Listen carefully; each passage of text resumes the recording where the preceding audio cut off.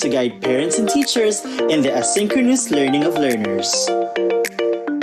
Inside the modules available in Smart Class, you will find the following elements. First, learning competencies are identified in the module openers. Kickstarters are available to test students' prior knowledge on the subject matter. This set of activities, found at the beginning of each lesson, may also serve as motivational activities. Parents of preschool to grade 2 students will also find notes to parents which contain tips and pointers on how they can guide their child while learning at home. Redefine your students' learning experience with the integration of augmented reality technology into images and illustrations available in Smart Class, making learning more interactive and exciting. At the end of each module, Long Quiz is also available to assess students' understanding of the lesson. Smart Class also features Wrap Up, a lesson ender activity that applies the constructivism theory of learning. In Wrap Up, students are expected to summarize the lesson on their own using a graphic organizer. You may also evaluate the quality of your students' learning by letting them practice their learning in real life through GRASP's formative performance tasks. The content of Smart Class is designed for the entire academic year, and it is available for 5 major subjects. All aligned with DepEd's K-12 curriculum and covers the most essential learning competencies prescribed by DepEd. Secure your own copy of Smart Class before classes open. Contact marketing@debaugroup.com to know more.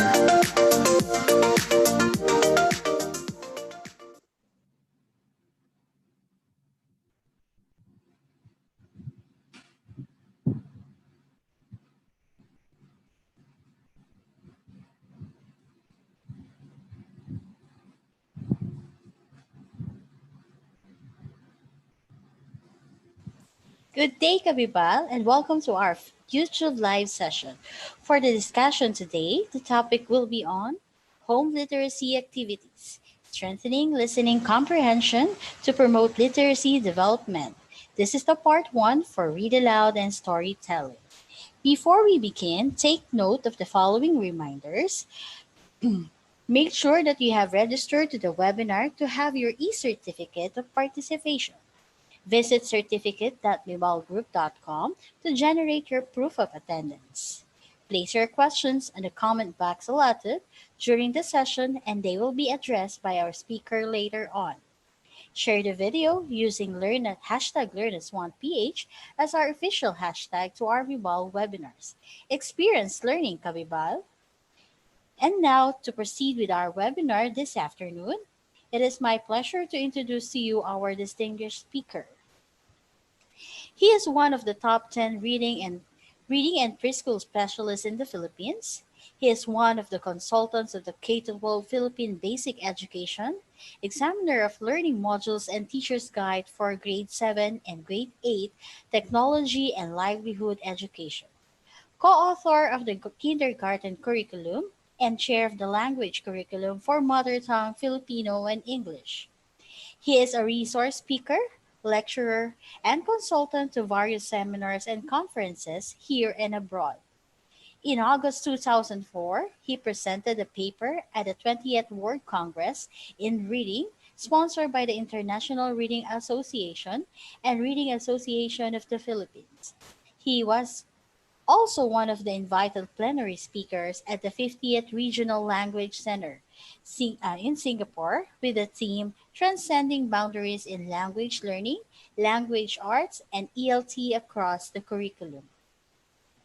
He has written various books, modules, let review materials for the Philippine Normal University and for other colleges and universities all over the country. He graduated with a Bachelor of Early Childhood Education degree, cum laude, and a certificate in reading specialization.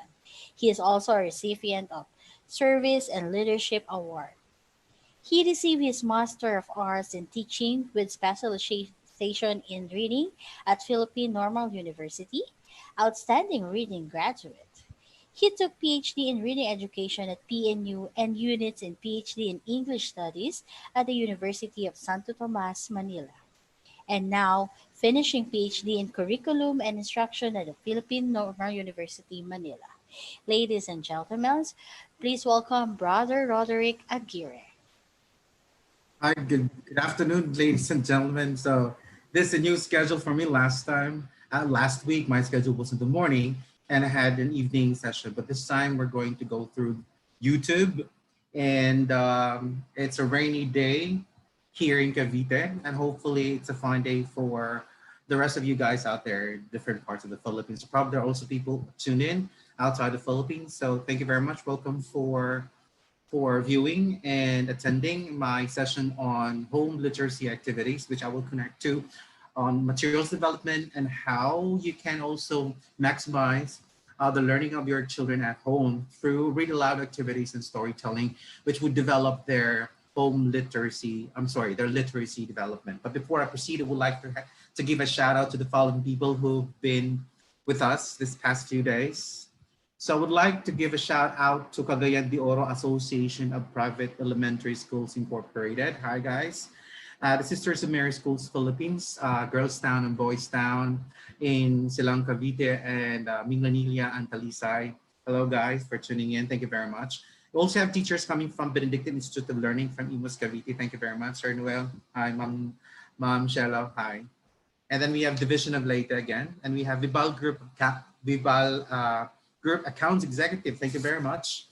And of course, to Mom Grace Sheila Rama Madriaga, Abraham Cal Robin Casas from Nueva Ecija, good friend of mine, Mary Ann Ramos from Boctil from San Pablo, Anne Sevilla, of course, and Michelle Orosio, and the gang from the Vibal education team. They're the ones who are actually making the webinars a reality for all of us teachers. And of course, to my brother Rodel Aguirre, as a teacher of Imus National High School, Renren, my hipag, Renan Aguirre, and of course to my sis Annalyn Barles from Anabu, Imus National High School Annex, and to my nephews, of course, in Cebu, Amaktan, Ryle Gabriel, Renzo, Chechin, I, and to my nieces and nephew here in Cavite and Batangas, we have Ryle Clable, Renzo, Lisha, JD, and of course, Bella, hi. So good evening. And of course, to one special shout out to Felipa Alcalde. Hi, good afternoon. And Miss Anna Grace Mayuga Filio. Good afternoon. So let me begin with my presentation by sharing my slide on home literacy activities. And I prepared about 50 slides, and I'll try my best to deliver this within an hour, and then so I can entertain questions from 3 o'clock to 3:30. So I'm requesting my moderator to remind me every now and then, so I will be able to finish my content within the time allotted for my presentation. So today we'll talk about home literacy activities. This is more of strengthening listening comprehension to promote literacy development. What we want our learners to become first is to be able to learn how to listen attentively to lessons. But remember that listening skills, their listening ability starts at home, like any other learning styles, any learning capacities. It all stems from what happens at home. That's why I came up with the word home literacy. Actually, it's a buzzword in all literacy associations in the world. It's more of home literacy activities. So it will be a two-part presentation that will be today, and I will have another one tomorrow. Today I'll focus more on read aloud protocols and storytelling, and tomorrow I'll talk about music and movement in the development of literacy for your kids and learners. So let's begin with the question, what is oracy? So oracy is basically focusing on meaning. Learning circulates or revolves around the idea that what is the importance of the lesson? What is the importance of listening to you? So meaning gives life to what we do, everything that we do. So in like manner, oracy and literacy centers on meaning because communication focuses on exchange of meaning. Therefore, it is very important for us that when we develop materials and when we develop materials and deliver materials, it centers on meaning. Why and what is that lesson for? Because in the heads and the minds of our students is, why should I listen to you? Why should I read this material? Is there something that I can get from this material? Is there something that would answer some of the questions that I have in mind? So by doing this, by doing home literacy activities, it enhances our children, our learners' capacity to think and formulate questions and eventually be able to find answers on their own, well, probably with the help of the teachers using the online materials and the modules. But what we want our students to become in the near future is to become independent learners who, if they have questions in their mind, they now have the skills to look for the answers, whether they go online, Google it, or they would look for books and look for the answers. So it goes through a higher form, listening to reading to writing, listening to speaking, reading to writing, and then eventually higher forms of skills like doing research, doing some presentations and all. So this is basically the primordial skill of all other literacies in the world. So let us begin with listening. So listening basic elements would be phonological awareness, alphabet knowledge, phonemic awareness, and vocabulary. So by making our students listen well to sounds, to the sounds of the alphabet, to the sounds of initial sounds, and even to vocabulary, we are making our students realize that certain sounds represent certain meanings, right? What's important with listening here in oracy is that when we talk to children, when we talk to our students, pace is very important, enunciation is very important, that we make ourselves understood by our students. More often than not, what we do is that we just converse and we just talk orally without trying to consider whether our students are able to keep up with us. And at the end of the lesson, our students are flabbergasted with what they heard. It's like saying that I heard a lot of information, but I did not get it. So quality is still important in that's why it's focusing more of meaning. So if we try to make if we enunciate words properly for kids, then they will be able to transition it to speaking. Hence, mispronunciations are actually rooted from the models, from the mispronunciations of their models, not because they were born with this mispronunciation. So the errors, not necessarily mistakes though, the errors of our students, they got it from someone else, either at home, on television, and well, teachers of course too. That would be some of the influence that would get the mispronunciations from. All right, and you will observe that some kids, when they're like around 4 or 5 years old, they would speak like this. The intonation is right, but the words are not comprehensible. Probably parents, when they talk to their children, they use their adult speed instead of when they talk to a child, they slow down in regular, because you want your kids to be able to hear the words. And once they hear the words, they're able to use the words when they speak as well. All right. So whatever they listen to is something that they speak. Therefore, this is what we call as oral codes under oracy. Oracy is basically listening to speaking, and whatever our students speak, kung may mga bata na nagmumura, hindi sila pinalaki na nagmumura, nakuha nila yan sa mga adults. Nasa mga magulang yan. Galing sa mga magulang, sa mga tito-tita, sa, I don't know, hopefully not from the teachers, kasi bawal naman sa amin po na magmura sa school. So, lahat ng mga hindi kaaya-ayang mga ugali na dapat mga ugaling sinasabi ng mga bata, they are not born with it. They got it from adults. So very important that when we are speaking and conversing with other adults and there are children present, we have to sanitize our language, slow down our language, our speed of language and the pace, so that our kids develop oracy. Now, kids with well-developed oracy it's easy for them to transition to reading whatever the words they hear, the sounds they hear. It can be easily represented by words, print words, and printed letters. So if a student who is talkative, it would be easy for teachers and for parents to transition that in that phenomenon to reading. So kids who have good listening skills and speaking skills would easily transition to reading and writing. And whatever they read, all right, whatever they read, it will be easy for them to write. But remember, there are stages of writing. Sometimes the earliest form of writing will be scribbling. That's why parents out there, when you see kids scribbling a lot on your walls, that's on a stage. So allow it. So if you don't want your walls to be as scribbled as you want it to be, then probably you would like to stick on wallpapers that later on you can change once kids have passed on to another stage. So from scribbling to drawing to writing the letters and so on and so forth, it's the stage. So more often than not, we try to communicate to others via pictures, via drawing. So writing, when we ask our students, when they are so engrossed with what they have read or what they watched, what they've heard from the teacher, from the parents, they would like to see the book and read it. And then eventually they like what they've read, they would write something about it, responding to it. Could be drawings, it could be, scribbles and all. So it's a good transitioning though.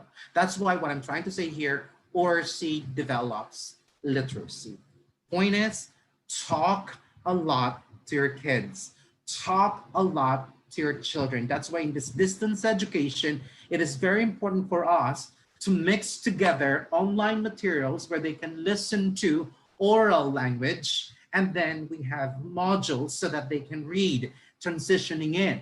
How you combine the materials, whether they read first and listen to enhancement via online materials, or the input would basically from the online going to reading, whichever combination you come up with, you have to make sure that there's a reading and at the same time there's a literacy, something that they read and write, and oracy, something that they listen to and then they talk about.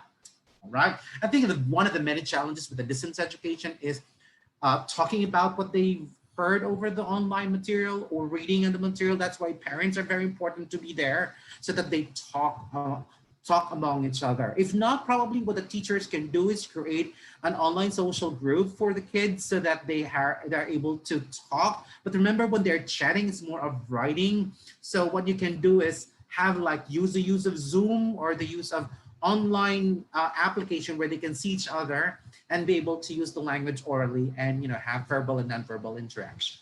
All right, so let's proceed though. So that's literacy. So what is the importance of oracy? Those are my nieces at home. All right, so those are the Vibal books that I requested for me to evaluate. So I'll be showing you some of the books later on. So as children grow up, their listening ability develops first and reading abilities acquired later. So that means what we would like to establish here is that listening capacity or listening ability is a prerequisite to reading or to reading and writing literacy. Why? Because the skills of listening comprehension is the same as reading comprehension. Whatever you comprehend through listening is also the same skills that you use when you read. What changes would be the modality. You process information via listening, while in reading you process information via print. All right. I will not go into detail with that though, but that will be another topic though. Probably we can talk about a communication, basic communication at home, but not now. Let's focus more on reading aloud and storytelling. So another one that is important, why we need to establish oracy towards literacy, is that speaking and listening are essential skills for children's cognitive development and for making progress in their own literacy skills of reading and writing. So we want our students here via oracy is that they're able to express. The emotions are very important. Why? Because when they read the punctuation marks, some of the words there pertain to certain emotions. If they recognize the emotions, they recognize meaning in oral form, then it's easy for them to recognize those emotions and those meanings in print. All right, that's why it's called transitioning. right? It's easy to transition and not just, basically teaching everything back, uh, teaching everything from zero. Next would be, all right, it aids in may it aids sorry it aids in making the learning process more interactive and engaging. So while they're reading and there's a conversation, it makes them socialize with others, and they are able to think and create mental images. So if they're able to create mental images and then they're able to communicate with that, with the other kids at home, then you know that learning is taking place. But it's difficult for us to know if learning is taking place if your child can understand, and when you ask, did you understand? They will just stare at you, but will not speak. So oracy is listening and speaking, because you get to know what they are thinking about, what they heard, and what they processed through listening by making them talk about it. So if your kids are talkative at home, encourage, encourage them even more.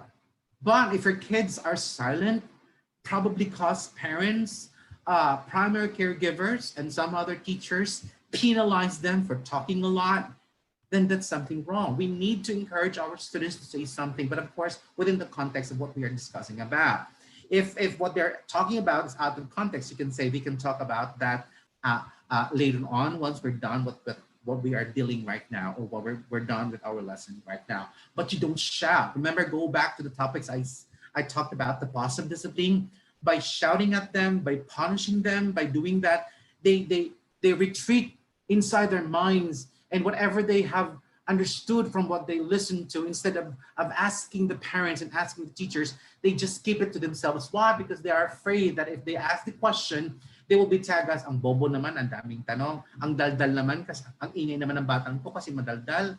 Well, when I was growing up, madaldal daw ako, matanong daw ako. Ang tawag nga sa akin ng mga teachers namin ay pilyo, makulit, madaldal. I was even given one award, the most talkative at school. When I was growing, I thought it was negative. I thought, pag madaldal pala at matanong, negative yun. Kasi pag nagtanong, marami daw hindi nakakaintindi. But when I became an educator, I realized, that was actually the learnability stage. Ibig sabihin, nagkakaroon yung stage niya, habang nagtatanong ako at nagdadaldal ako, naiintindihan ko yung aking mga binabasa at aking napapakinggan. All right? So this is very important for us to realize how we develop the materials, and how we develop online materials and our modules. How do we make our students talk?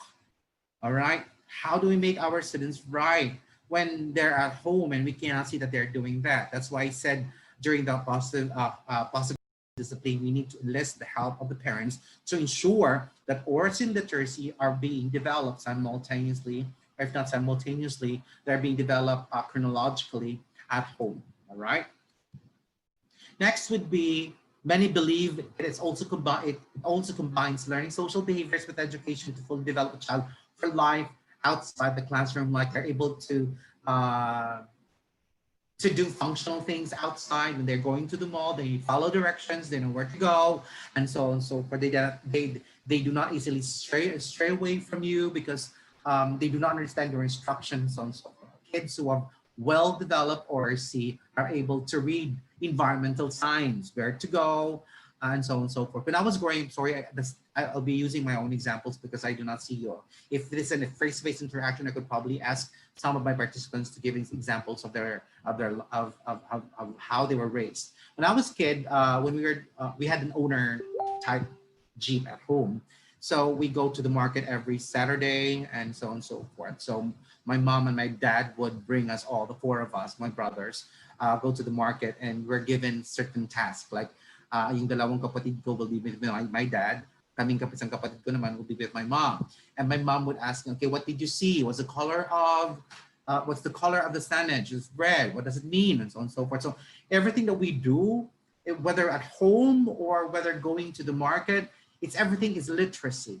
My mom gives meaning to whatever we see, and then like in front of us would be a car, and there would be a plate number. She would ask me to memorize it, and what letters are those, and what numbers are those, and what are what are the sounds of the letters, and give me examples of words that begin with those sounds, and so on. So to me, it was just for some people would say you're already punishing your kids at a very young age by teaching them this. No, no, no. In my perspective, even if my mom was just doing this literacy activities, in my head I was just having fun. It wasn't teaching, it wasn't formal learning. I was having fun because I was getting meaning from everything I was seeing. Because remember, our brain, if we see something, it creates an anomaly and an imbalance, and it asks questions. And the parents at home and the people at home can help us learn even more and maximize what we're thinking about via coming up with conversations like this. So that's out in our dining area. That's my niece. Just, she had an assignment, and I asked her, when you have an assignment, okay, so if you want to have your toys there, make sure that you finish your task. So ORC may also help in understanding different subject matters by encouraging and stimulating the thinking process. This also potentially helps in making subjects more practical instead of theoretical. Meaning, if in the process of making sure that our teachers and parents transition ORC in the subject area like math and science, they must be able to use the ORC elements. They must teach math, they must teach araling panlipunan, teach science, as if they are just ordinarily conversing with the students, all right? Not, sounding like books. That's why there is no such thing as boring subject, only a boring delivery of the subject. So, sorry, teachers.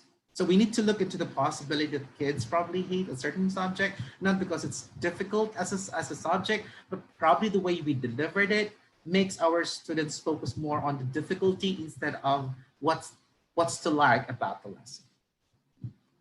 All right, so those are just the basic principles. Let's now proceed and importance of ORC to literacy. Let's now focus on read aloud and storytelling.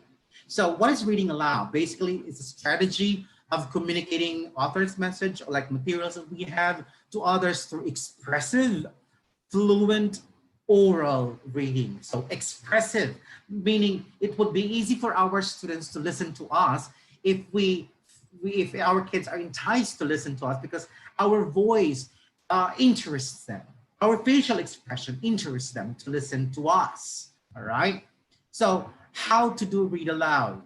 Of course, number one, read aloud with expression. How do we do that? Read with intonation. Have pitch going up and down, stress, okay? Stress and pauses, right? Are very important because if we change the intonation of a sentence or a word, nagbabago na po ang kahulugan. A good example would be object is different from object, subject from subject. So let's have an example here. It says, a woman without her man is lost. So the way I read it, with the proper intonation, a woman without her man is lost. The meaning that we get from it, the way I said it aloud, means a woman cannot live without a man, right? A woman without her man is lost. What if I change my intonation into this? A woman without her man is lost. Same words, only that I changed my intonation. This time, the meaning drastically changed from women cannot live without men, from men cannot live without women. Another example would be, there's a huge difference in intonation and in meaning if we say, let's eat, grandma, from let's eat, grandma.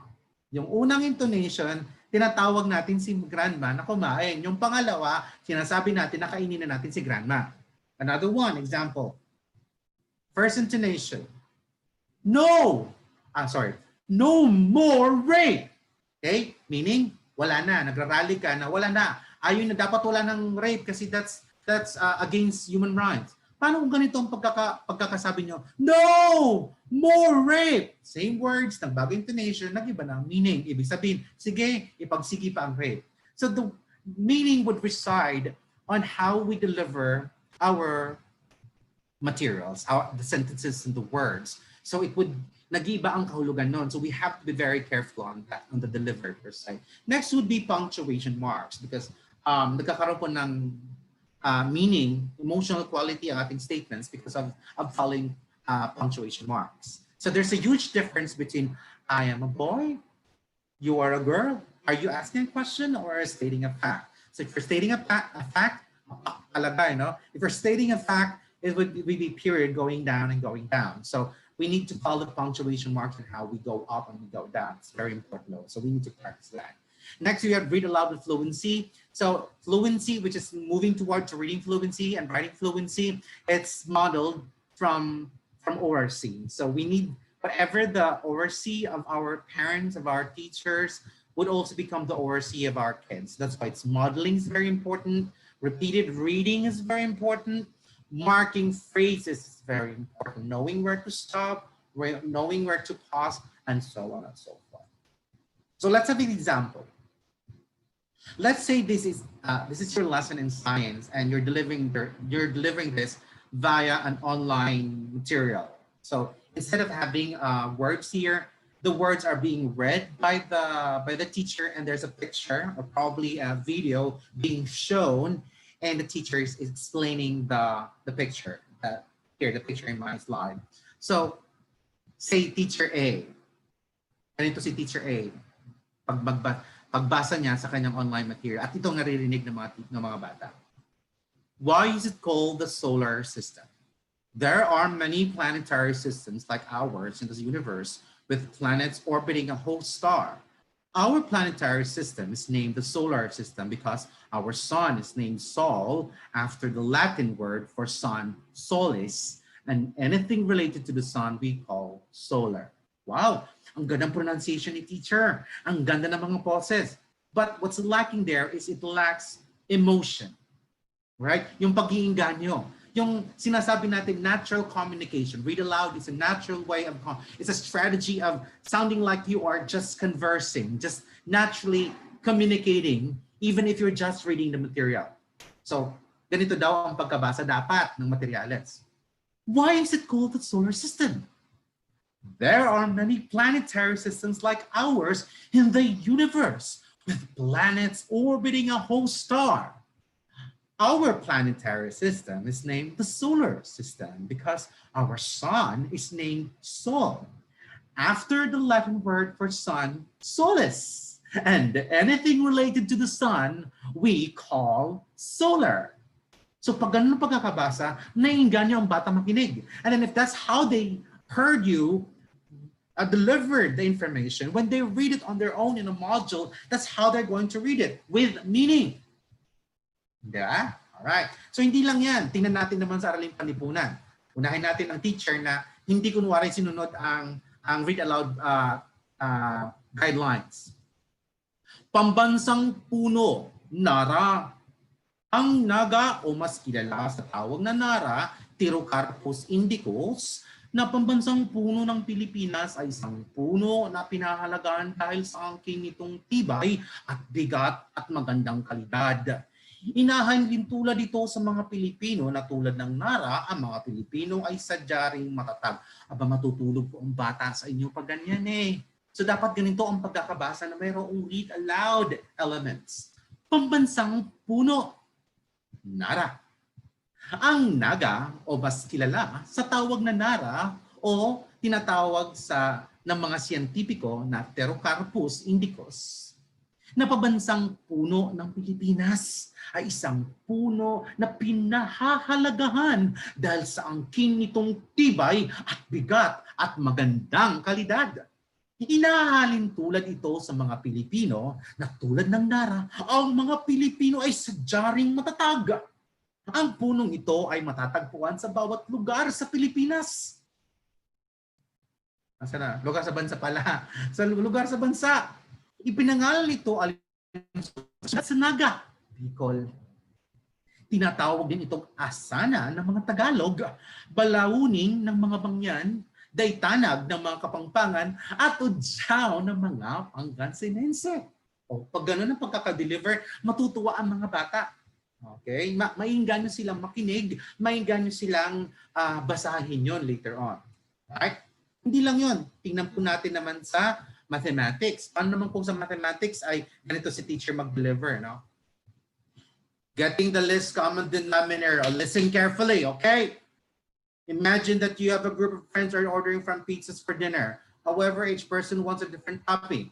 For example, if 5 people want pepperoni, you'll probably need to order more than 1 pepperoni pizza to make sure that each one has enough to eat. Aba, hindi naman. Parang nakipag-away po tayo, no? Kaya nga, most of our students have no affinity and affiliation to learning mathematics because it's delivered as if it's not interesting. Something that we are not interested to listen to. So para kang nagipag-chismoso ganito.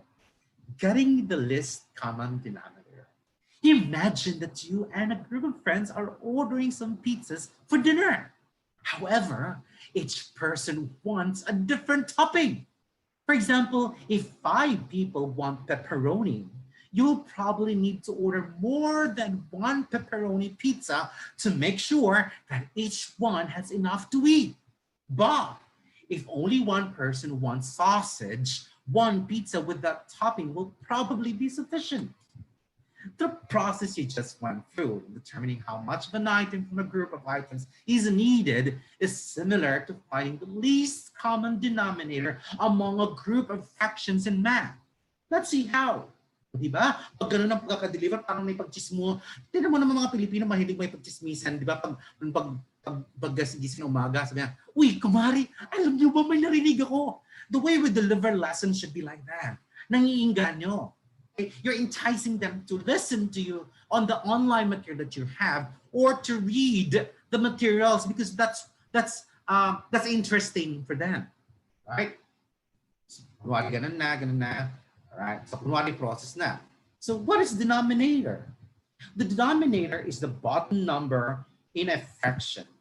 It shows how many equal parts an item is divided, and so on and so forth. So I just, prepared the slides. That's done. I have, I retrieve it from just giving, I'm acknowledging where I got examples. So, right, so examples doing that. My point here, ladies and gentlemen, is that when you come up with a material, online material or reading material, it is very important. It's very important for us that we approximate the read aloud because they don't want to read that if they heard it as if it was boring. So if it was boring already when they heard it and they listened to it, do you think they're gonna read it? No, I think not, right? I think not.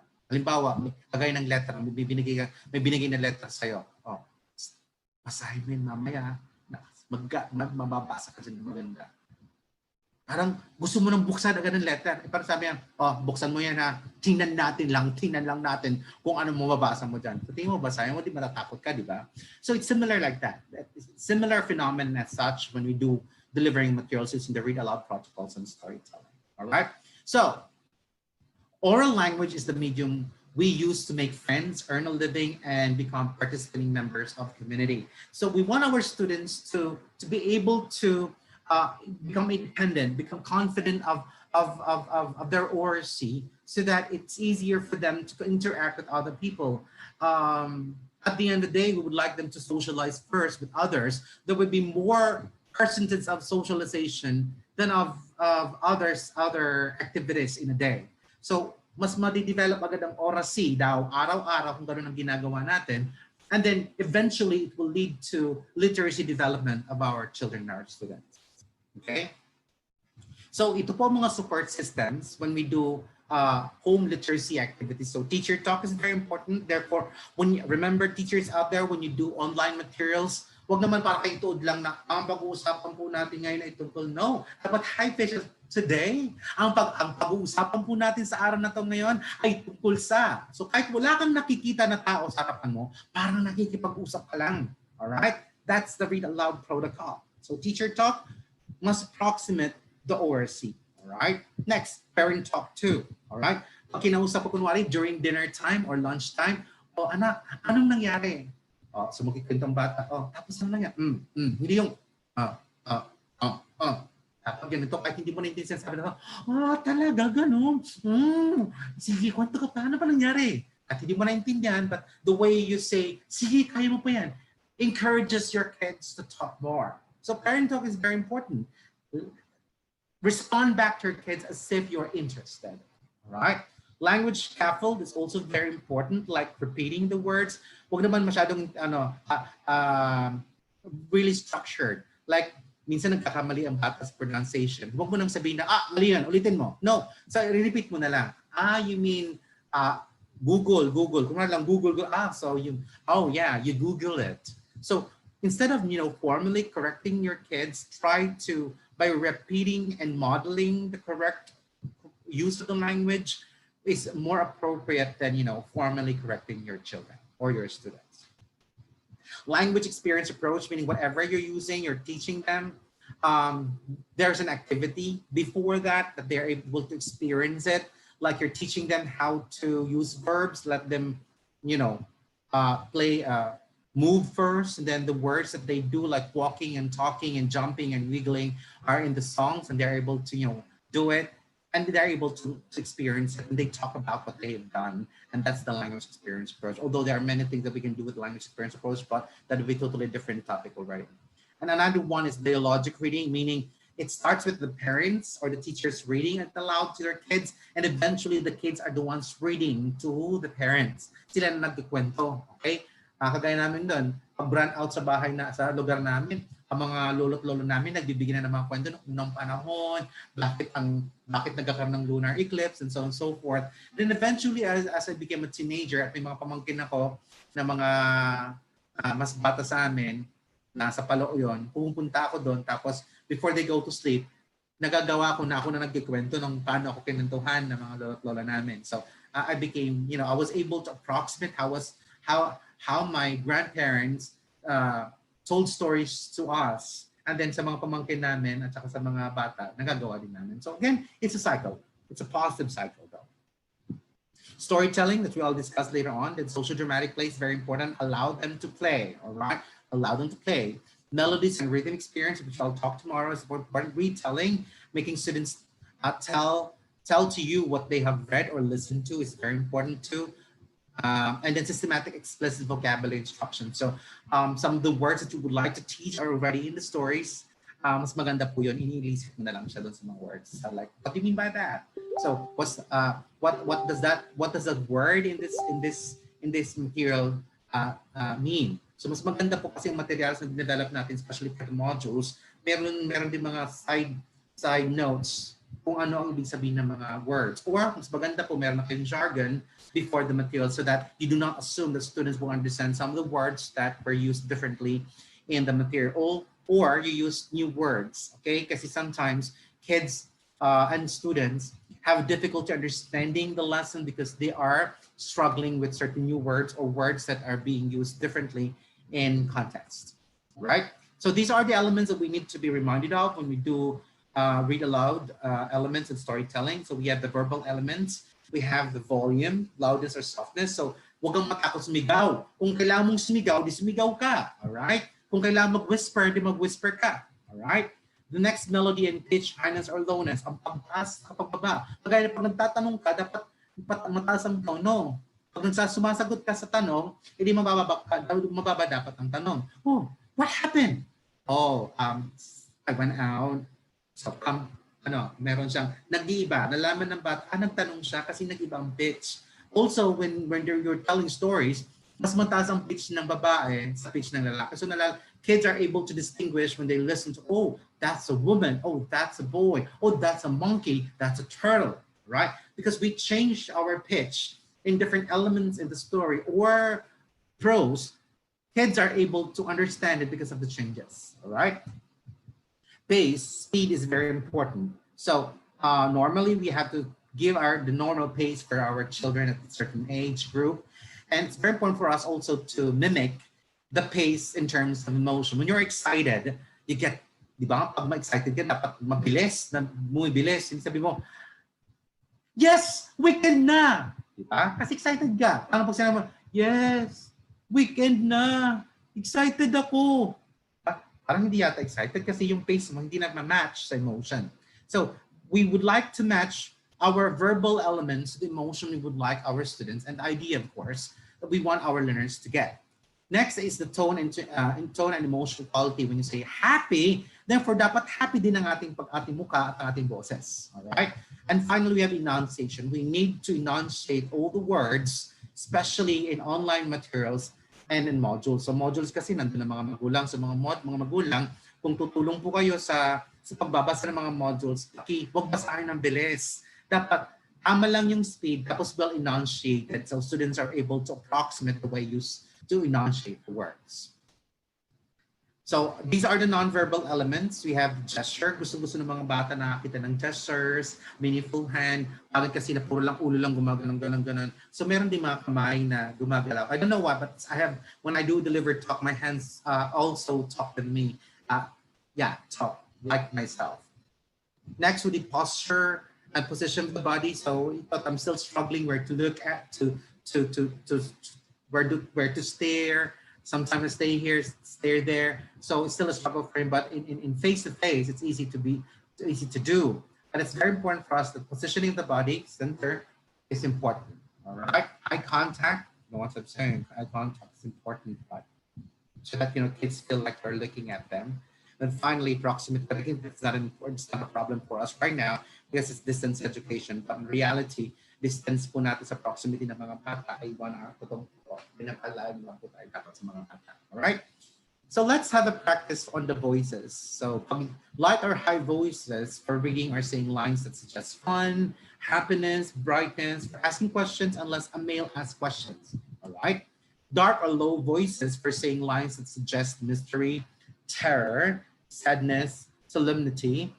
For answering questions unless a female answers the question. And finally, we have medium voices. All right, the medium voices for blending in all voices, for relating the narrative, for introducing the characters, and for giving explanation. Okay, let's have an example. This is a story that I wrote. By the way, I have here an example from Vibal. It's from their Chikiting books.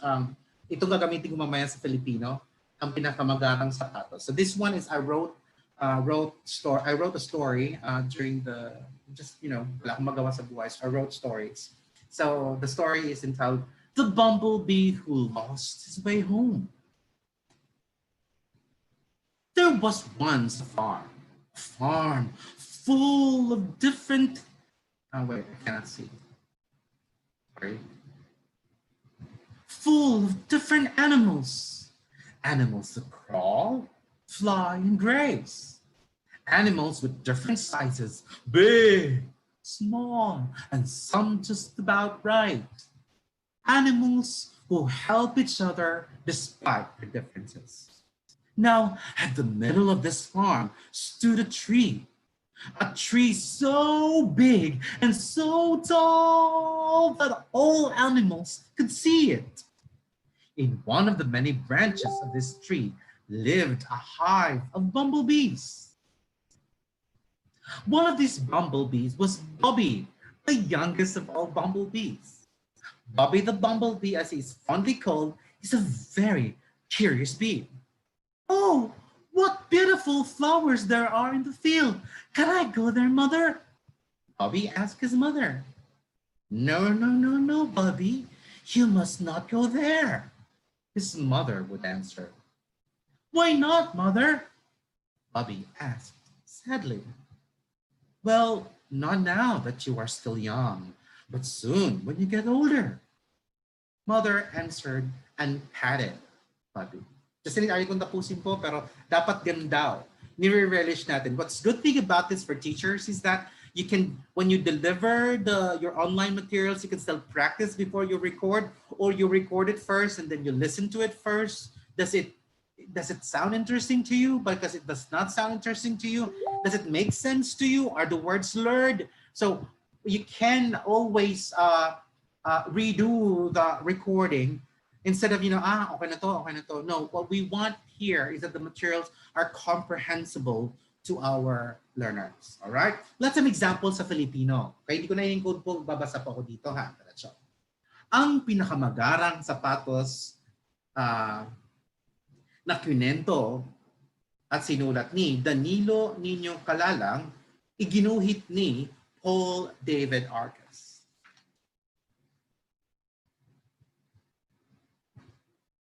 Si Jason talaga, no?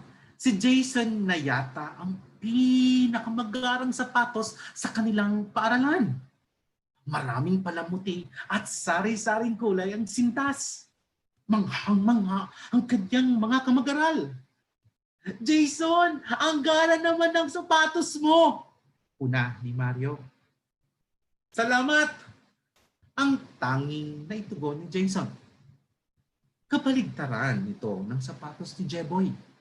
Bukod sa pudpud na ang swelas nito, nakabuka na rin ang nguso at pigtas na ang sintas. Jeboy, nagugutom na yata yung sapatos mo! Tukso ni Mario. Kapag ganito, ay tahimik na lang naalis si Jeboy.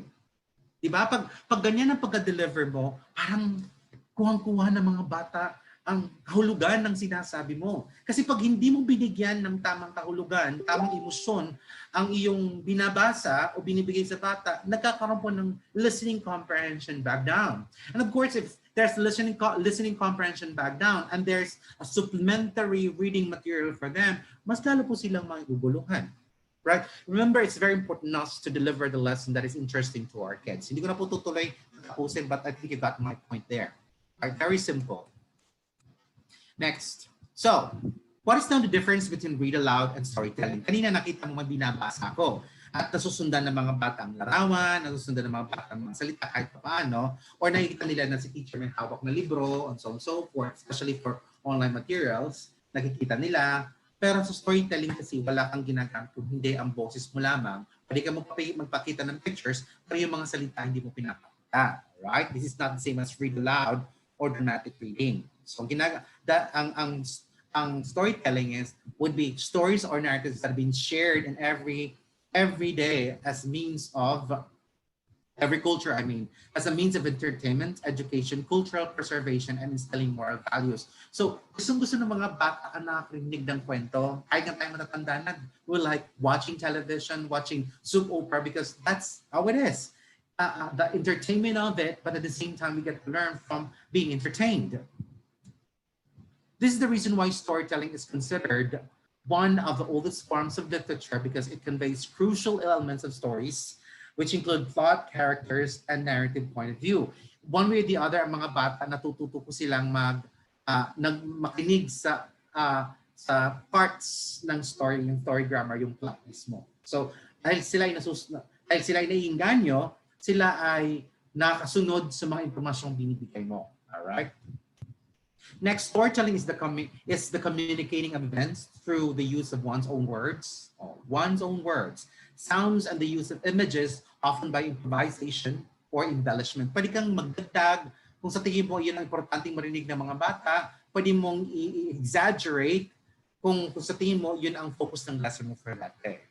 Next, this is considered an art of expressing and improvising, which revolves around a plot or narrative point of view. Alright? Yung read aloud kasi, pwede mong gamitin elements niya sa lahat ng mga informasyon, be it science, mathematics, and so on and so forth. Storytelling centers mostly on narratives. Alright? Importante siya, especially kunwari meron kang motivation, tapos kwentong paparinig mo. So all teachers would have motivation. Like what I did with mathematics. Before I started, I have a storytelling about, friends wanting to order pizza and they want different flavors for the pizza. So dapat para ka lang nagipagkwentuhan, storytelling. But you don't have to show pictures there. Although, pwede magdagdag ng pictures to augment your storytelling, but it should not be mostly, students would rely on the pictures.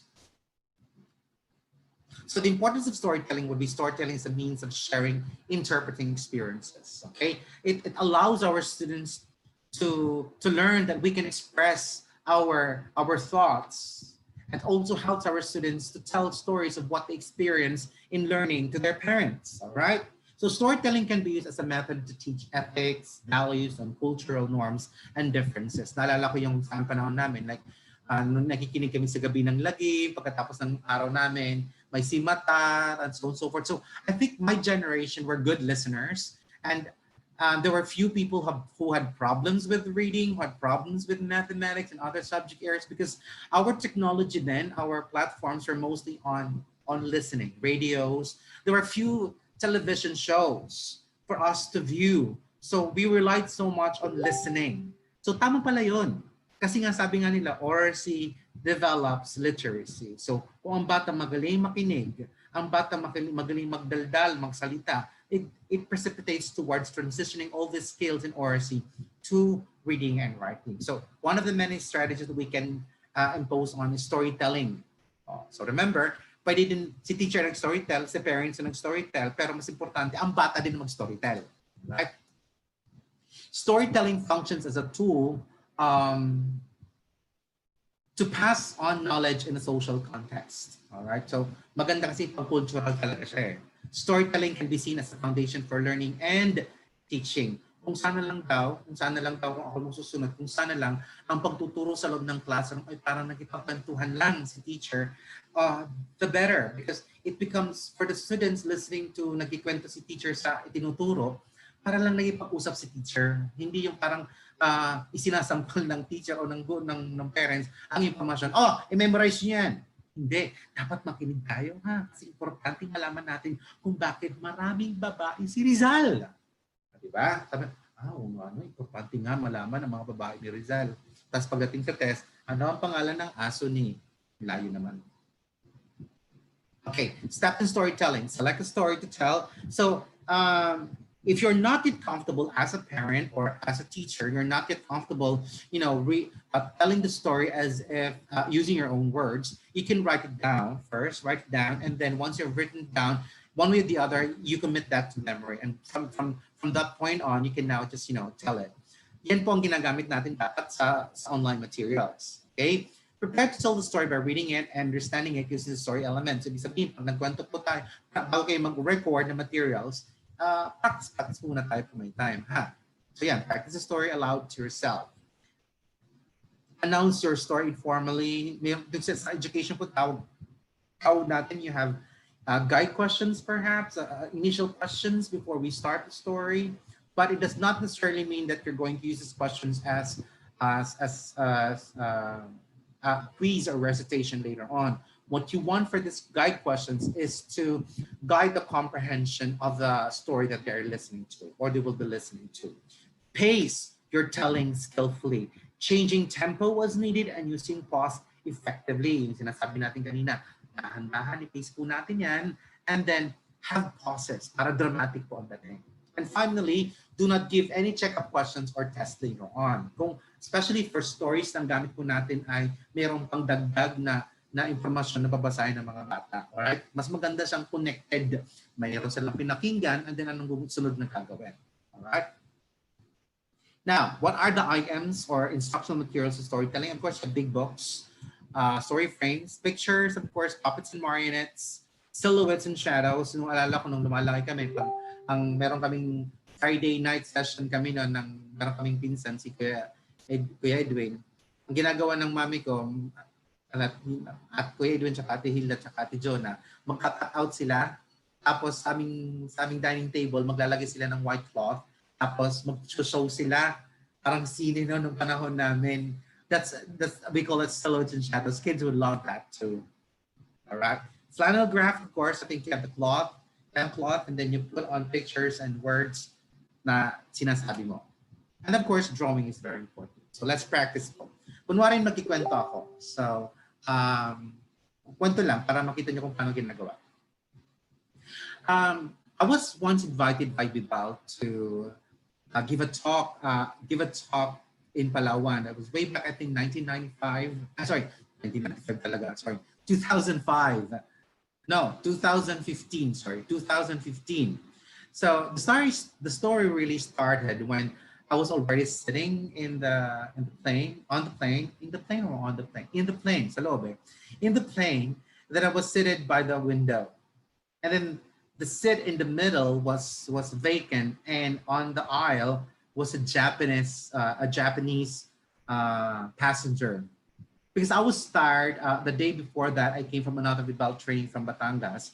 So, and the next day, I was flying to Palawan. So I was really exhausted, and my being sociable and being talkative that day was out of the picture. So I just wanted to doze off and sleep. So as I was about to doze off, I think the Japanese wanted to strike a conversation and was trying to be friendly with me.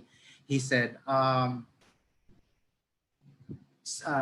understanding, speak English? Do you speak Japanese, in a Japanese language? And may, alam mo namang amoy na the smell of the Japanese, especially when they ate a lot of raw fish, came assailed my nose. And then I answered, no, no, no English, no English, no English. So that was the end of the conversation then. So finally I was able to sleep.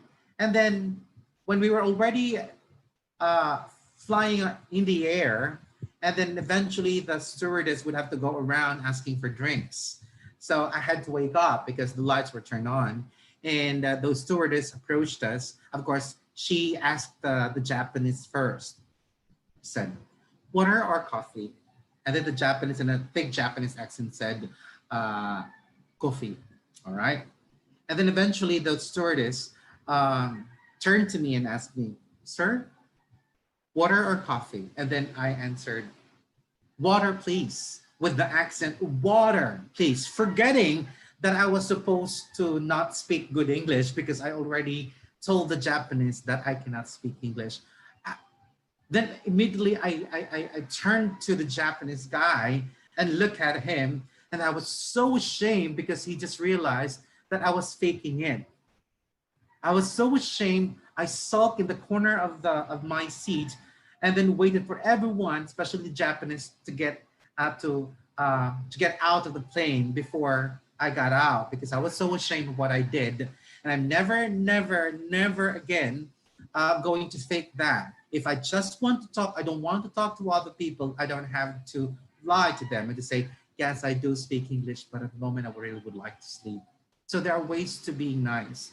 Well, I just told you a story of of what happened. So storytelling is, having conversation. So it does not necessarily mean that you're so conscious about what you say. Sometimes you can hear me using some Filipino words, so it's okay. You go back to the language desired for the subject area. Kung Filipino naman po yan, hindi mo Filipino po tayo. But make sure that what's important is that the kids get the meaning, all right? Get the meaning of the lesson or the story you are telling them. Such parameters, like conversation, yun lang naman gustong matutunan nyo sa session ko ngayon. Para ka lang nakipag-usap. Pag kinausap mong estudyante, para ka lang nakipag-usap. Guys, today we're going to learn about how to do multiplication, right? So when we do multiplication, there are several steps. Parang kinakausap lang ang bata. I think one of the many obstacles of the relationship between students and teachers and parents and students is that the adults, the parents, and the teachers somehow fail to approximate the conversational type of communication to kids. And that's the beginning of failure of learning, of the teaching and the learning. You just want to make your children, your learners, to feel like they're just listening to you. They're just conversing with you and not, being bombarded with a lot of information for them to just, store in their head. All right, so as much as I would like to go beyond some of the topics that I prepared, I'll be having other sessions tomorrow, but that will be more of music and movement. So at this point on, for home literacy on storytelling and read aloud protocol, I will now be entertaining questions. So moderator, Michelle, do you have questions? I'm not able to see some questions though. Yes po, sir. We have question po. And question number 1 from Ms. Sheila Hernandez. How will this be applicable po in the new normal classroom setup where classes will be conducted online? Yes, exactly. The example that I've been giving you, that when you like this, when you record, kaya nga, importante na mag-practice muna kayo. The information that you're going to deliver, especially for online, alam ko may voice over. Dapat nga pag gumawa kayo ng materyales at wala si teacher doon, may voice over pa rin si teacher. Yung boses niya dapat nagipag-usap pa rin. Halimbawa, our lesson today focuses on the following learning competencies. Competency number 1, okay? And at the end of the lesson, you will be tested using a performance task. Happy learning. Parang ganon. So when we come up with online material, the protocols of read aloud is the idea of conversation. Nakikipag-usap ka lang. So when you develop your online materials, especially if there's a voice-over or embedded voice, or if the teacher is there, it is very important, like nakikipag-usap ka lang. Nandyan lang si estudyante sa harapan mo. And then please do remind the parents that if they're going to read the module or ipapabasa sa mga module na yun sa mga bata doon sa bahay, dapat babasahin nila na para makipag-usap lang sila. Like sabihin mo na, bless the Lord, O my soul, and all that is within me. Dapat merong emosyon. Bless the Lord, O my soul, and all that is within me. Bless His holy name. May emosyon. All right? I think that would be my answer to that question, Mitch. Okay po. Thank you po, sir. Number 2 question from Miss Corazon Esteban. I think this is regarding the oracy po, sir, no? Yeah. True na magiging iba ang definition when we read text. What if may accent ng mother tongue? What do you mean accent by mother tongue? Yung kanyang Tagalog at English. Yes po. Well, yun po ang makukuha ng bata. But then again, remember, kung ang mga bata naman exposed din sa teachers, sinasabi natin, punto yata sinasabi ni Mama, no? May punto ng from a province where the parents come from. Halimbawa, together we are going to learn about, anak, you read this, you read this. I think that would be an obstacle also in the quality of learning of students. So that's why it's a huge, thanks for that comment, it's a huge trouble now for parents at home. Therefore, it would be nice, yung sinasabi ko nga last time, kung sa tingin nyo may problema ang mga magulang, or you think these are some of the misgivings and some of the concerns of the parents that they will not be able to deliver, ito yung sinabi ko, magdagdag si teacher sana ng audio. Like there is the module, and then if there's a task where the parents are supposed to read aloud to the kids, at alam mong mayroong interference of the parents' accent to what we want them to acquire, then probably what you can do is an additional audio. Ito sinabi ko na mag-audio kayo, tapos yun yung ipi-play ng mga magulang. If you want a continuity of the consistency of such use of the language, of the English language or Filipino language. Hindi lang English language sa may punto ang mga ibang some parents na coming from different provinces, also when they speak in Tagalog too or Filipino, kakaroon ng accent. So my suggestion there is that ask the parents if they have that problem. And I think probably most teachers have already encountered the parents, and one way or the other, they already have, in their fingers, parents who have this problem. I don't say it's a problem. It's how they were taught too when they were kids. So it becomes a vicious cycle. So anong gagawin ngayon? If it's a reality in your school and to the families of your students, then I think a recorded audio would suffice to help the parents with such, I don't call it as difficulty, such phenomenon as such deviant accent in a language. All right?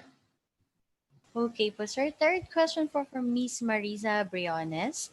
How do parents correct the nanny or the kasama's house in case they have regional defect that may possibly affect the early literacy of the children? You're looking at my face right now. Mga kasambahay, di ba? Is that right, Mitch? Yung kasambahay? Yes po, sir. I already dealt with that situation last time around. It's more often than not, sabi ko kanina, the mispronunciations, the deviant language, the behaviors of our students and of our children mostly would come from models from adults. And when I say models from adults, if you have yayas and you have kasambahay sa bahay, and most of the high percentage of time of interaction would come from the kasambahay and yaya, then it would be a huge struggle for both parents, teachers, and for the kids. Of course, kids wouldn't know if it's right or wrong.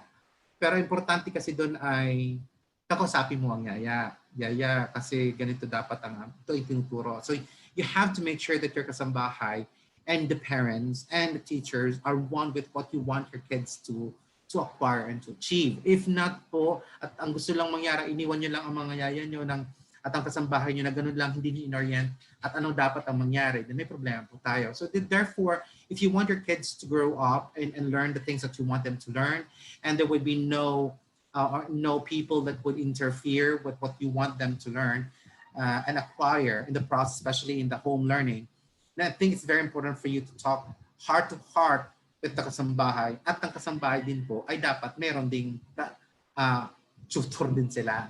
So it's something na pwede nyong tingnan. There was a school in Tagaytay that they had a supplementary program for the yayas, those who are yung kasambahay, na habang naghihintay sila sa may 30 minutes, I'm not gonna mention the school, naalala ko na yung school, basta in Tagaytay, they have this 30 minutes run by sisters though. There's this 30 minutes that they give English language proficiency, simple conversational English proficiency training for the yayas na pala yung kasama ng mga. That could be one. So pwede pong gawin po ng school din ay mag-develop din sila ng probably a remedial oral language or basic oral language tutor for the kasambahay to help the parents para sinabi nga natin consistent ang ibibigay sa mga bata.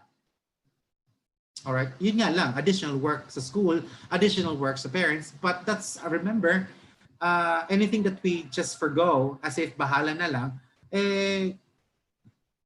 yun ang makukuha ng mga bata, and then eventually you cannot blame the yaya, you cannot blame the kasambahay. You are part of the problem because you knew that it exists, and yet you did not do something. And in my expert opinion, that's how you can do. Talk to the school, acknowledge that you have people at home that they have different accent or different language use and could interfere with the learning of the child, and help enlist what the school can help. My suggestion is an additional audio material for them. Kung ayaw mo naman sa school ang bigay, there are a lot of audio materials that you can download or purchase online, and then let the yaya follow through using the audio or the earpiece, the earpiece. And then during their sweet time perhaps or rest time, they can do that. You need to educate your kasambahay too, if that's the case. If not, limit the interaction, limit ang responsibilities ng mga kasambahay, hire a tutor.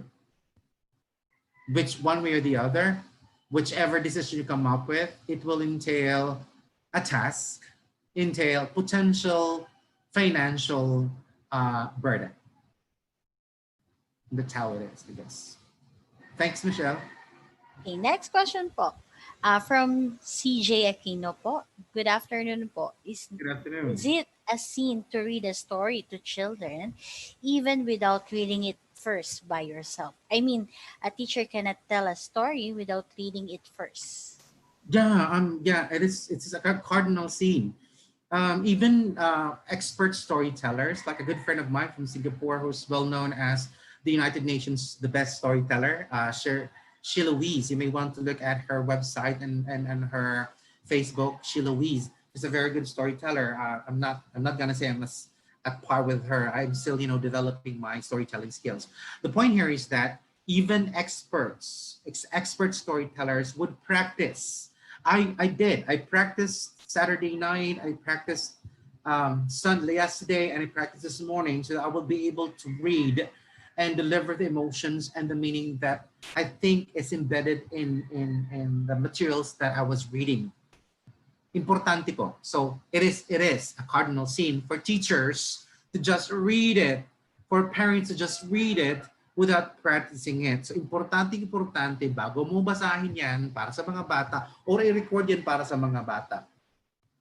Practice. Nakalagay po yung kanina sa aking slides na practice first before you deliver it. Thanks, Mitch. Okay po. Sir, next question po. Pagsamahin ko na lang po yung kay Miss Irene and Sir Benjamin Lau. Sir, how will we apply this in modular class? Yun ang sinasabi ko nga po kanina. On online kasi, let me begin with the online materials. You can practice it, like sinasabi ko, may audio, embedded voice, or voice over. Kung may mga words or mga graphics yan, may mga voice pa rin. Or kung ito po ay PowerPoint presentation na naka-timed na, meron pa rin embedded voice over ang mga online materials. So dapat ganun din ang pagkagamit, parang conversational lang din. Pero in the modules, especially if it's modular, my element there is that if, kagaya ng, let me connect that to the question about the regional accents, interfering with the accent you want your kids to acquire, importante po na mag-audio ka. I-audio mo siya talaga. Especially for materials that have words that are difficult to pronounce, especially for sciences, a lot of vocabulary in science that's difficult to pronounce, like pterodactyl, baka pterodactyl. So it would be nice if there's an audio material for parents to use. If not something that is that's coupled with the module, perhaps you have a part of your a website, perhaps that a website or a Facebook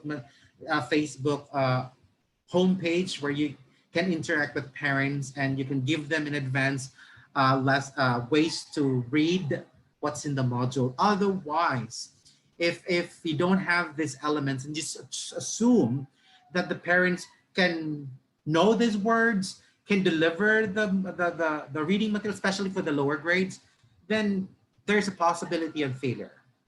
So importante din meron kayong support. Kaya nga, itong sinasabi ko sa pandemic, itong materialis po natin na ginagamit, especially for modules, baka ang iniisip ko lang, for students use. May dapat guide kayo for parents use. Okay? Kasi bakit? Wala po kayo dun eh. Hindi kayo bibigay ng feedback. Hindi kayo yung learning support ng mga bata sa bahay, especially kung modular yun. Ang mga magulang. Yung problema ko yung mga magulang tatrabaho din. Ano magagawa? Kaya nga sabi ko may audio. Sir, wala naman po kasi silang audio. Well, meron pong ginawa dati in Cagayan de Oro for the SNPs. SNP is School Neighborhood Play. I don't know if kung natuloy po sila, but a year ago, I was invited to Cagayan de Oro. Ang ginawa po ng governor at saka ng mayor at saka ng congressman, isang pamilya po kasi sila relatives at po sila, is that kung ano ang mga stories at saka yung mga stories, songs na kinumpose po ng mga teachers doon for Cagayan de Oro, i-air out sa a particular hour sa radio. So, inenlist nila ang tulong ng radio station, local radio station. But then again, ang problema, ang kagandahan doon is that nagkaroon po ng synergy ang school at ang local government. Ito yung sinasabi ko last time on curriculum planning. In this time na pandemic po talaga, hindi kakayanin ng school lang. Okay? Bakit po? You are giving responsibilities to people at home who have not been educated to be educators. You cannot assume that they already know what you know. So dapat hindi lang po ang modules ay hindi lang po mayroong ay para lang sa bata. Meron ka din para sa mga magulang. And if ang mga magulang ay wala po talaga silang panahon, then for the yayas at kasambahay. So kung wala po rin din time, sinasabi ko po is sana katulong po natin ang mga radio stations. Katulong po sana din natin ang mga, I don't want to say anything about ABS-CBN issue though, but sana yung mga television din ay tumulong din ngayon na magkaroon po sila ng time na kung ano ang mga common lessons sa science, common lessons sa mathematics, na nag-air out din po din sila. Radios would do that. Ako, hindi kakayanin po talaga. Yun po ang kinakatakutan ko ngayon. That's why I'm giving a lot of these strategies, not just for teachers kasi ito these are for parents as well. Kasi ang mangyayari po ay systemic na ngayon ng education ng bata. Hindi lang sa school. At least kung sa school kasi magagawa ng paraan natin. Limited na ngayon ang time ng interaction ng mga bata sa kanilang mga yaya at sa mga parents. There would be more time now at school. At nagagawa ng paraan ng mga teachers kung mayroon mang deviant behaviors and deviant learning. Pero ngayon din sa bahay, you have to enlist the help of the parents and all the caregivers, primary caregivers at home, and you have to orient them. Not just orienting them on what will happen, but how to support the learning of the materials via the modules and via the online. And it's a huge challenge. I assure you, it would be a different material for the parents and a different material for kids. I don't know how to make it easy and sound light, but that's if you want your program at school to succeed, that's how you're gonna do it. Materials for parents and for primary caregivers. That's how I'm gonna answer. Just being honest. Thank you po, sir. Next po, from Miss Claire Santoyo. Good PM po. How old are children How old are children expected to speak? When should parents feel alarmed about their child's speaking ability? Okay. Um, the development of the language, oral language of the kids would be different from one child to another. Well, of course, you have genetic factors to consider, nutrition factors to consider. We also have the social interaction factors to consider. So the language development of the child becomes um, really fast when all the factors become united. A good example would be the parents control what their kids watch. If they choose, a mother tongue, if they use say English, they control what what the kids watch over the television. That's English. The language that they use at home, the materials they use at home, the toys are controlled.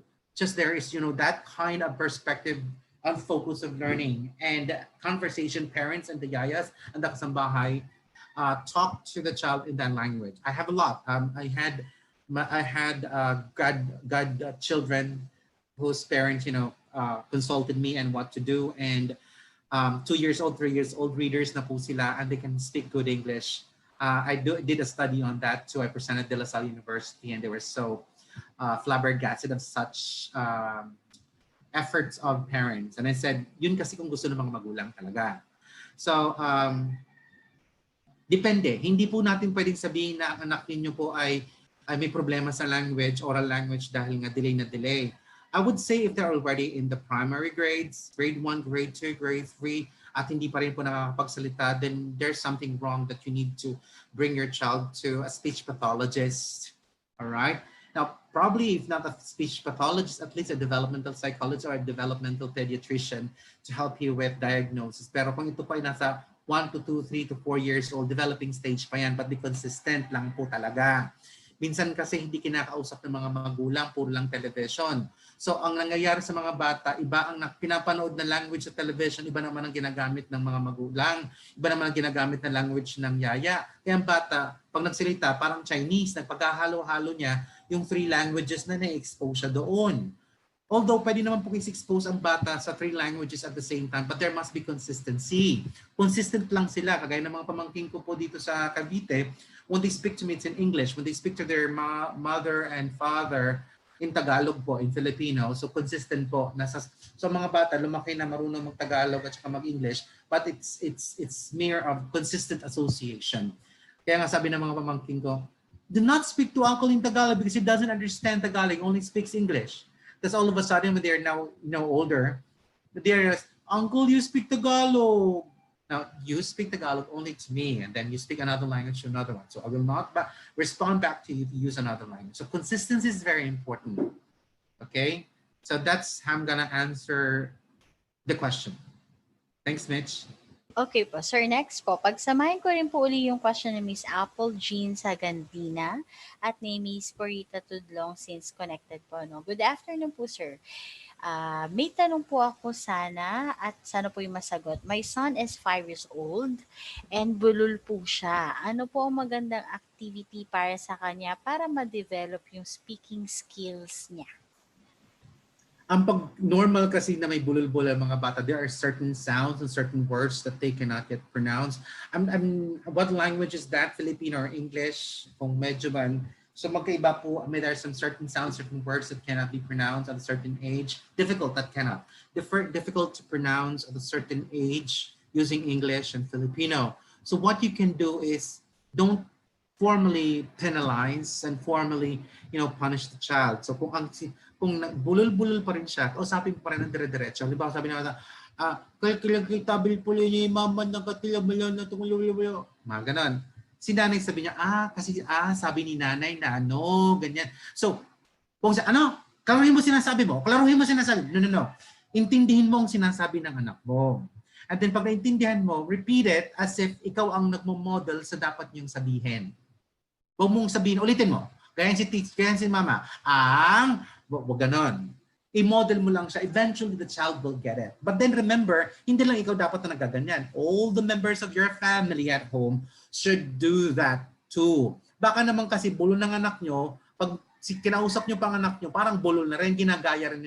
No. There's a huge difference between approximating the language of your child from, mimicking the language of your child. So do not baby talk. Kasi malalaman ng mga bata, yung palang ginagawa, dapat ito yung kung anong pag sinabi. Sabi ng nanay, sabi ng bata, Mama, gusto ko po ng tulon. Gusto po ng tulon. Sabi ng nanay, gusto po ng tulon. Tigi, kain tayo ng tulon. O di, sa utak ng bata, yun, tama na palang ginagawa ko. Hindi ko na kailangan mag-improve. Alright? So that's how we do it. Still in the perspective of read aloud and storytelling. So approximate the language, but the pace still should. Bababagal lang siya ng konti, pero hindi nyo i-compromise enunciation. Do not directly correct the child, indirectly and implicitly correct the child by restating what he said as a model. Right? And then, consistency po. There's a possibility ng kanyang kanyang phenomenon sa kanyang oral language is that baka iba rin po ang kanyang pinapanood na language pag nanonood siya. Iba rin pag siya ay kinakausap ng ibang tao. Again, i-connect ko yun sa sagot ko kanang una, consistency of exposure to the language is very important. Okay po, sir. Last question po from Mr. or Miss Jubilu, Miss Jubilu Maximum. Good afternoon, sir. Assign po sa bundok area, paano po namin ma-apply kung ang area ay walang gadget, walang kuryente? Patay ka. O nga naman, Pag ito ay nasa bundok, at wala na, yun ang sinasabi ko po, kung wala namang COVID cases naman sa mga bundok na yan, at pwede naman po talagang puntahan ng teacher, pwede namang i-schedule ng gano'n kasi importante talaga may oral input. Sorry for the eye. It's difficult for kids to independently read the modules without, an oral input. Especially at the young age, it's very important. So kung sa mga kabundukan kung ano, at wala naman po mga COVID cases, I know I'm going against the protocol of Department of Education. Pero kung wala naman talagang gadgets like walang audio, walang radio, walang television, walang internet, there is no other choice but at saka mga magulang hindi rin educated. Sila rin ang balakid sa pagkatuto ng mga bata. There is no other way but for the local government to help the teachers deliver the materials. Pwedeng maggawa ng mag-makeshift classroom, tapos si teacher, mayroong distansya sa mga estudyante, something like that. I'm sorry, but tama po yan, realidad nga po yan. I think that's one of the situations na hindi consider po ng some of my colleagues in Department of Education. Paano nga naman gagawin natin yun? Sabihin na natin module yan. Kahit modular yan, kailangan meron pa rin oral input, especially for the early grades. Sa high school nga, nagpo-problema pa. Kaya nangumroblema pa na nagbabasa sila. Mayroong reading problems. Tapos wala pang oral input. Naku, ang laki ng problema po talaga yan. That's how I'm gonna see it. There must be a face-to-face interaction for places like that. And if I think if it's a zero COVID case naman sana at hindi naman ikaw yung positive at ikaw magdadala, syempre gagawa ng paraan na i-check ka muna. I think pwede po makipag-coordinate po ang division office with the DSWD. The DSWD has what we call as the ECCD Council. I mentioned this already, and they have meron pong mga sinasabi po tayong mga daycare centers, even in the higher in sa mga bundok-bundok na yan.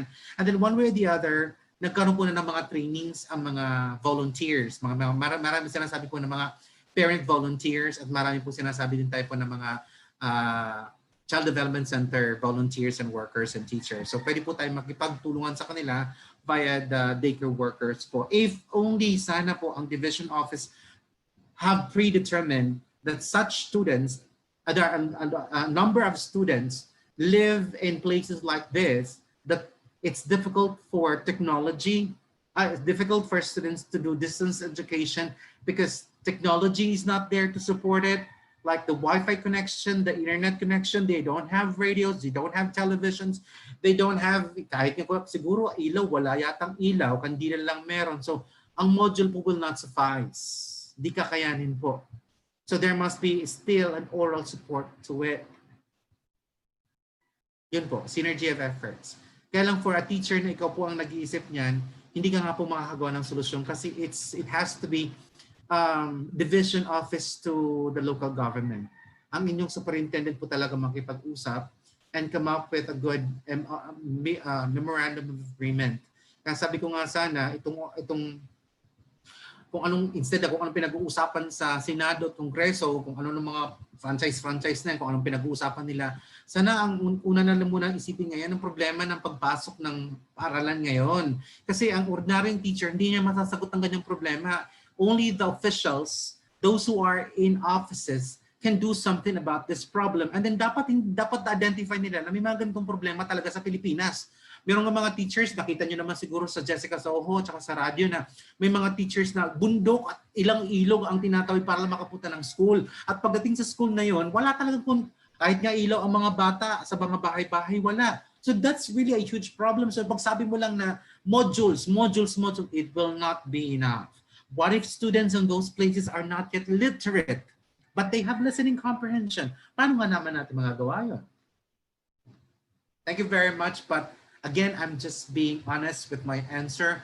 And I think this is but one of the many problems that some teachers in some provinces and some divisions in the Philippines are about to encounter. And we still have a month to prepare for that. And I think it's high time that we do something about it. Hindi kakayanin ng tutorial lang yan. Promise. Pag nag-PEPT yan o pag nag-run ng test at bumagsak, sisisihin si teacher. Kawawa naman ang teacher po.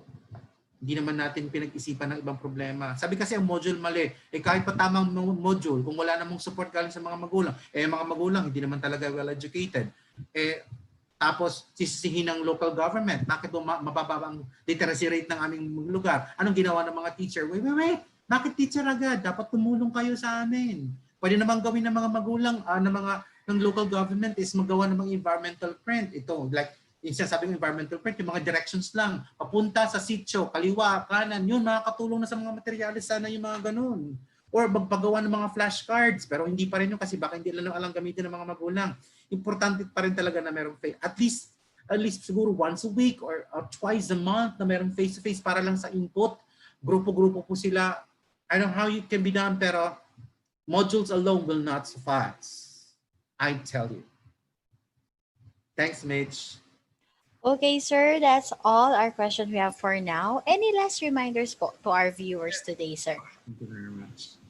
So let's go back to my slides. So conclusions and implications. So just one slide. Oracy provides the basis for children's growth in reading and writing. It encourages children to listen to each other, okay? Not just listening to the parents, listening to the teachers, but to each other. Have their own say, and try out a range of registers to communicate in the context.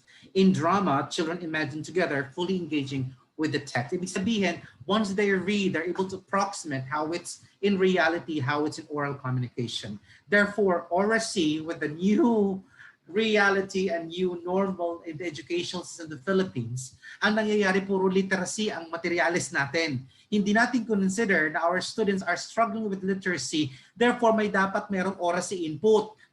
Both parents, local government, and the educational system in itself. With that being said, I think I have given another struggle for parents and for teachers out there to do, but I am highly suggesting that dapat mayroong oral support, oracy development for the literacy materials that you will provide your students. With that being said, I'll see you again tomorrow. Hope to see you again how music and movement can help in the development of literacy of our students at home and even on the materials that we'll be developing. Thank you very much and have a good afternoon, and please tune into other webinars of the BAL this afternoon and this evening. Thank you very much, and I had a wonderful blast with you. Okay, there you have it. So in behalf of the BAL Group, I would like to thank our speaker for today for this very insightful learning session. It is an honor to have you with us, Brother Ricky, and to all our Kabibal viewers, all thanks to you for your continuous patronage to our daily learning session. At muli, maraming salamat at magandang araw sa ating lahat. See you po all tomorrow for our part 2 ng ating session. Bye po!